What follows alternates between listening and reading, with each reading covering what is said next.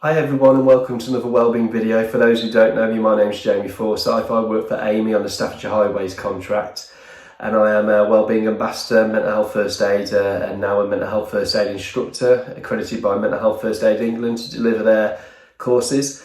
Now, it was with this in mind that I started doing this series of videos, and I think this is video number 5 and it's been about 2 weeks since the last one.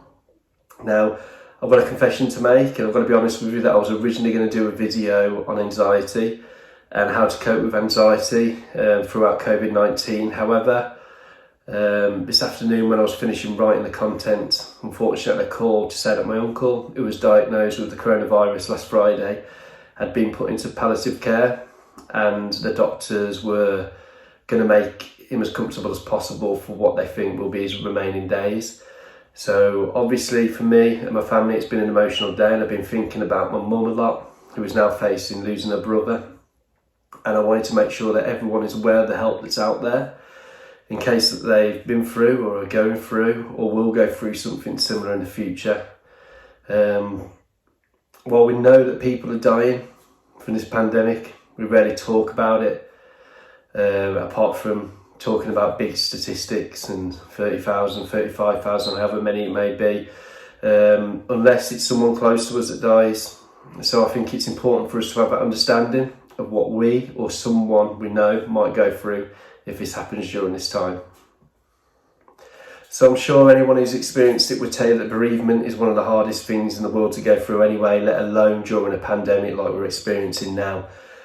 People may have to deal with increased trauma and maybe cut off from their usual support networks, which is going to make it a lot more difficult. And you've got to consider those that are already suffering with bereavement, or whose relatives or friends die of something unrelated to COVID-19. They'll also be affected because they can't have their usual support networks or be close to the people that would normally support them. And there's a few other things to take into consideration. I think potentially little time to prepare for a loved one's death following a period of illness that they've suffered. No time spent with a loved one before they died due to infection risk. And just I think the inability to say goodbye after death during this time when social gatherings like funerals just aren't possible due to safety. So I think it's really important for us to just go over a few little hints or tips that might help during this time. So I think the first thing to consider really is the feeling of being alone during this time. I think you might feel alone, and physically you may be alone, but it's important to realise that you're not alone with your grief, whether it's friends, family, colleagues, and in our case at Amy, we've got a fantastic employee assistance programme that I think more people need to use, more people need to know about, and hopefully they will do. I'll give you more details on that at the end of the video. And I think it's really important to use our mental health first aid network as well. They are there to support you, they're there for you. They're people that want to help.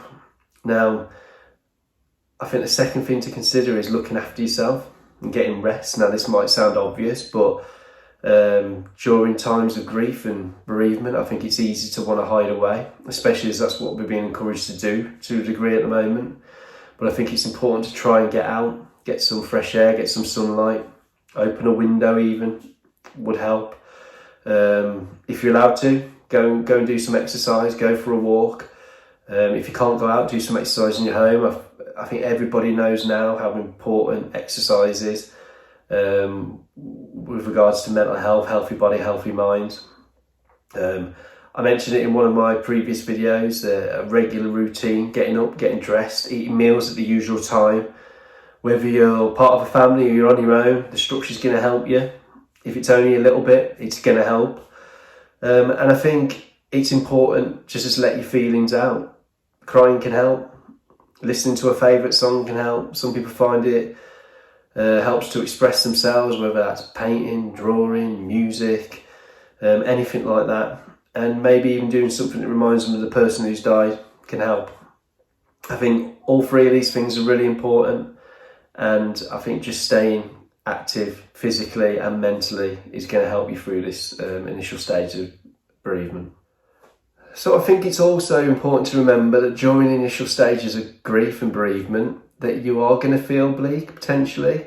You are going to struggle to imagine ever being happy, but you've got to remember that it's not always going to be this way. It's going to take time, step by step. Your reactions and your behaviours are perfectly normal, and it's a very challenging time for anyone, but you will feel better in the future and you will be able to move on. And as an Amy employee, how can Amy help you? Well, next week is Mental Health Awareness Week, and you're going to hear a lot about our wellbeing network, and it's something we are incredibly proud of. We've been working on it really hard, and I think the support that we offer is second to none, and I think we are all lucky as Amy employees to have this available to us and our families. We have an EAP system which is absolutely brilliant. You can call them anytime, 24/7. They are available for your family. If you're not comfortable talking over the phone, you can download an app. You can speak to a live agent on the app over the phone. You can visit the website for helpful information as well. We have our wellbeing network of wellbeing ambassadors. You'll find out more about them next week as well. I keep going on about it, but mental health first aiders are there for you. Find out who your local ones are. They are there to help. They're in that role because they care.